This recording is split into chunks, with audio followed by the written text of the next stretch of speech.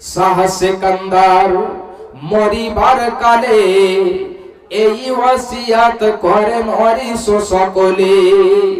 শাহ সিকান্দার মরিবার কালে এই ওয়াসিয়াত করেন অরিস সকলে। মরিলে আমার তরে শোনো বারবার, মরিলে আমার তরে শোনো বারবার, কাফনের সাথে হাত বেঁধো নাই আমার।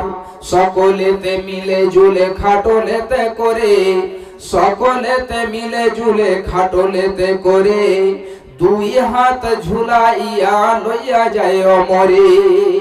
এই হাল দেখে মর যত মাখলুকাত, এই হাল দেখে মর যত মাখলুকাত, আফসোস করিবে আর কহিবে বাত।